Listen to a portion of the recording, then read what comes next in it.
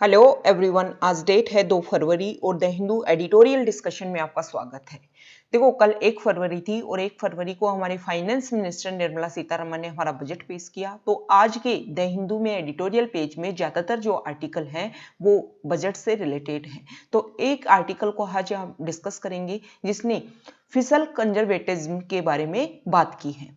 देखो, सबसे पहले हम ये देख लेते हैं कि जो हमारा बजट आने वाला था उससे पहले ये उम्मीद की जा रही थी, ज्यादातर जो लोगों ने सजेशंस दिए थे वो यही बोल रहे थे, रेगुलर जो द हिंदू में एडिटोरियल लिख रहे थे कि सरकार को ज्यादा खर्चा करना चाहिए ताकि जो हमारी इकोनॉमी स्लो डाउन हो गई है दोबारा से डिमांड क्रिएट हो, लोगों के हाथ में पैसे हो और पैसे होंगे तो डिमांड क्रिएट होगी, डिमांड क्रिएट होगी तो दोबारा से जो हमारी इकोनॉमी नीचे जा रही है वो दोबारा से रिकवर हो पाएगी। लेकिन इस आर्टिकल में ये बोला गया है, जो राइटर है उन्होंने बोला है कि हमारे फाइनेंस मिनिस्टर ने इस बात पर जोर दिया है कि हम ज्यादा खर्चा नहीं कर सकते। ये जो हमारा बजट आया है वो फिस्कल कंजर्वेटिज्म को शो करता है। अब ये फिस्कल कंजर्वेटिज्म होता क्या है?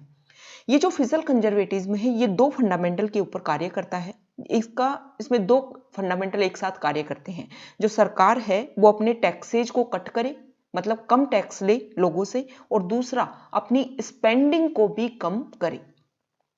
टैक्स को कम करने से क्या होगा? देखो, सरकार अगर टैक्स बढ़ाती रहेगी तो एक समय के बाद में सरकार को टैक्स मिलना कम हो जाता है। क्यों टैक्स मिलना कम हो जाता है? क्योंकि जब लोगों को ये लगता है कि हम कितना ही काम कर लें, अगर जितना कमाएंगे उसमें ज्यादा कमाएंगे तो ज्यादा टैक्स सरकार को देना पड़ेगा, इसलिए लोगों के मन में नेगेटिव भावना आती है और वो काम करना कम स्टार्ट कर देते हैं। तो वो सोचते हैं कि कम ही काम कर लेना, तो ताकि कम कमाएंगे लेकिन संतुष्टि तो रहेगी, आप खुद को परेशान भी करो लेकिन सरकार ज्यादा टैक्स ले जाएगी। तो एक तरीके से जो टैक्स कम करेगी सरकार, उससे जो फिस्कल कंजर्वेटिज्म है उसको अचीव कर पाएगी। और दूसरा, सरकार ने इसमें काम किया है अपनी स्पेंडिंग को कम करने का, खर्च मतलब अपनी जो खर्च करने की जो प्रवृत्ति है उसको भी कम करने की कोशिश की है। अब देखो, सरकार को बार बार राइटर्स ये बोल रहे थे कि सरकार को अपनी स्पेंडिंग बढ़ानी चाहिए, सरकार को अपना खर्चा बढ़ाना चाहिए। स्पेंडिंग कम करने से क्या होगा? अगर देखो, फिस्कल डेफिसिट होती है मतलब सरकार को टैक्स हम कम लेंगे, रेवेन्यू कम आएगा, और अगर हम अपनी स्पेंडिंग ज्यादा बढ़ा देंगे तो सरकार पैसा कहां से लाएगी? सरकार बैंकों से पैसा लेगी, तो जो प्राइवेट इन्वेस्टर हैं उनके पास तो पैसा बचेगा ही नहीं, क्योंकि मार्केट से पैसा तो सरकार उठा लेगी।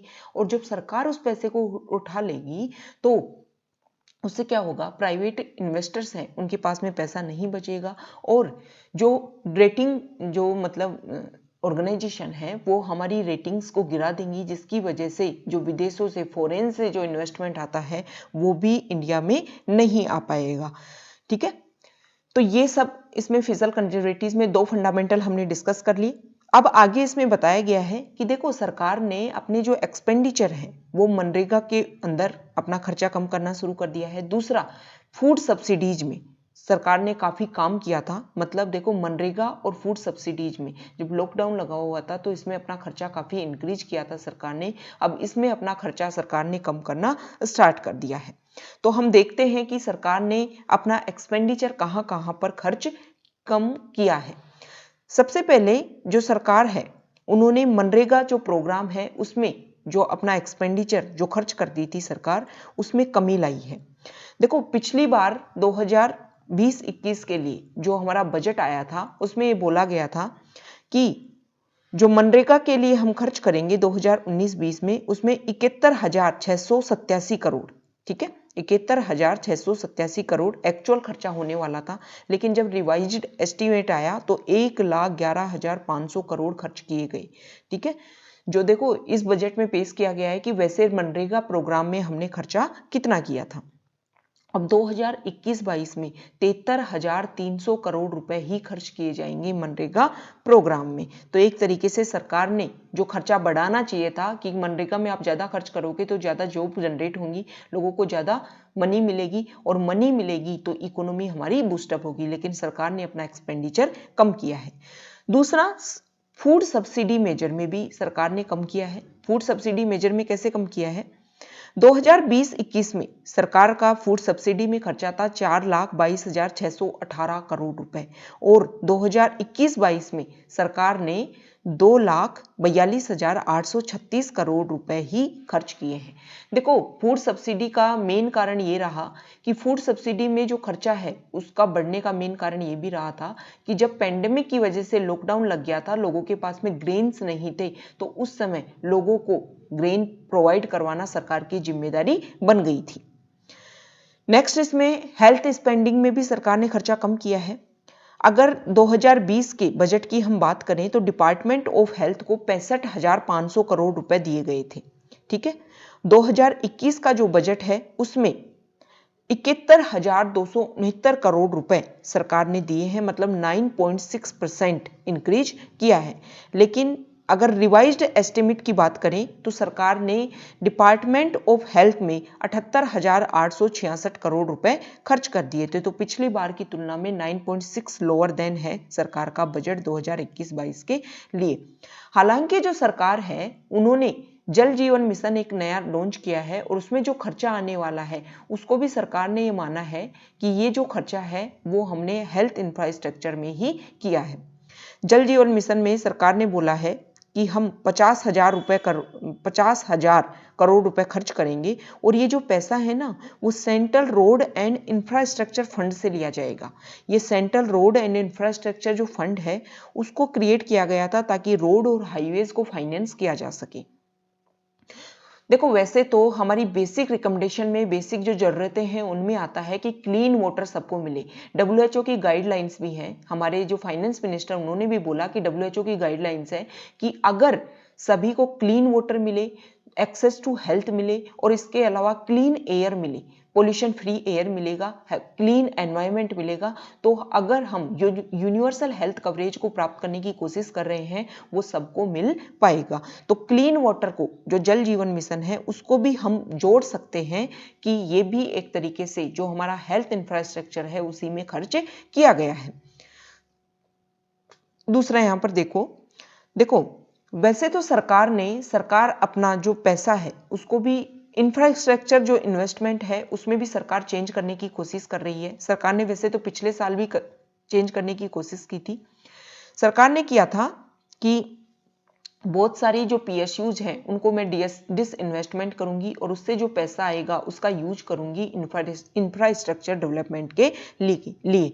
लेकिन जो उनका डिसइन्वेस्टमेंट है वो ढंग से प्रपोज नहीं हो पाया। देखो, हेल्थ इंफ्रास्ट्रक्चर की जो गवर्नमेंट बात कर रही है उसमें गवर्नमेंट ने ये बोला है कि हमने 137% इंक्रीज किया है हेल्थ स्पेंडिंग में। तो ये तो हो गया किसके बारे में कि हमें जो हमारा मतलब जो स्पेंडिंग है उसको सरकार को कम करना था। दूसरी बात है कि जो हमारा मतलब टैक्स था, टैक्स कलेक्शन को भी क्या करना था, कट करना था, लोगों से ज्यादा टैक्स नहीं लेना था। देखो, जो गवर्नमेंट है उसने कॉर्पोरेट जो टैक्स रेट्स हैं उसमें सितंबर 2019 में एक शार्प रिडक्शन कर दिया था। इसके अलावा जब हमारा देखो कोविड-19 चल रहा है तो GST की वजह से भी ढंग से रेवेन्यू कलेक्ट नहीं हो पाया। इसकी वजह से जो हमारा रेवेन्यू है वो ये माना जा रहा था 2019-20 में 16.8 लाख करोड़ का हमें रेवेन्यू मिला था और इस साल जो हमें रेवेन्यू है वो 15.6 लाख करोड़ रुपए का मिला है। वैसे गवर्नमेंट ये एजेंडा अपना रही है कि डिसइन्वेस्टमेंट के थ्रू मैं 2.1 लाख करोड़ रुपए प्राप्त कर लूंगी और उन सारे पैसों को यूज करूंगी इंफ्रास्ट्रक्चर डेवलपमेंट में। लेकिन सरकार को ये जो सोचा था कि डिसइन्वेस्टमेंट के थ्रू मैं इतना पैसा ले लूंगी, वैसा हो नहीं पाया और सरकार को सिर्फ 32,000 करोड़ रुपए मिले। तो एक तरीके से जो सरकार ने जैसा सोचा था ना वैसा कुछ भी नहीं हो पाया। 2021-22 में जो टोटल एक्सपेंडिचर है वो भी इंक्रीज हो गया है, राइज हो गया है 0.95% को लेकर के। ठीक है, तो देखो पिछली जो बजट था 2020-21 में, उस बजट में एस्टिमेट किया गया था कि 14.5% ही बजट में क्या होगा, जो टोटल एक्सपेंडिचर है वो इंक्रीज हो पाएगा। तो देखो, इस आर्टिकल में बोला गया है कि जो फिशल कंजर्वेटिज्म जो इस आर्टिकल में बोला गया है कि जो हमारा बजट है वो इस तरीके का होने वाला है। इसमें क्या करना है, गवर्नमेंट को टैक्स को कम करना है और जो स्पेंडिंग है उसको भी कम करना है और दोनों ही गवर्नमेंट ने काम किया है। अब देखो, इस आर्टिकल में एक बात और बोली गई है, 2020-21 को लेकर के कुछ इश्यूज हैं जो ज़्यादातर राइटर्स, ज़्यादातर जो लोग हैं वो ये बोल रहे थे गवर्नमेंट को अपना खर्चा बढ़ाना चाहिए ताकि लोगों के हाथ में मनी रहे, इकोनॉमी बूस्टअप हो सके, लेकिन ऐसा नहीं हो पाया।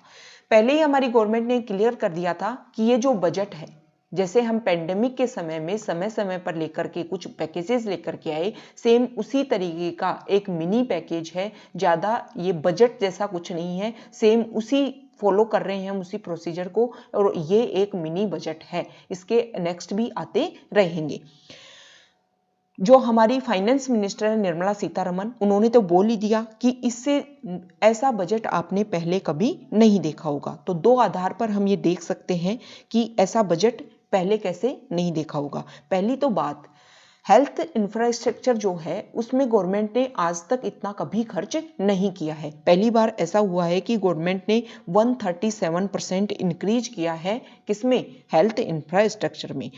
दूसरा जो है वो कैपिटल स्पेंडिंग, इंफ्रास्ट्रक्चर जो इन्वेस्टमेंट है उसमें भी गवर्नमेंट ने 35% इंक्रीज किया है कि इतना रुपए खर्च किया जाएगा। 2020-21 में ये सोचा गया था कि 4.12 लाख करोड़ रुपए खर्च किया जाएगा, और अब 2021-22 में इसको बढ़ा दिया गया है 5.54 लाख करोड़। देखो, इंफ्रास्ट्रक्चर में जब गवर्नमेंट खर्च करती है ना, तो वो जैसे आपने सड़क बना दी, पुल बना दिए, तो उनका एक दिन में प्रॉफिट नहीं मिलता है आपको, ये तो लॉन्ग टर्म के लिए इन्वेस्टमेंट हो गया ना आपका। तो इस तरीके का इस बजट में देखा गया है। तो ये जो फिजिकल कंजर्वेटिज्म जो टर्म आई उसको लेकर के हमने देखा, उससे सारे जो बेसिक डाटा है उन सबको डिस्कस किया, बजट से रिलेटेड क्या क्या है, इस टर्म से रिलेटेड उन सबको हमने डिस्कस किया। Okay, thank you.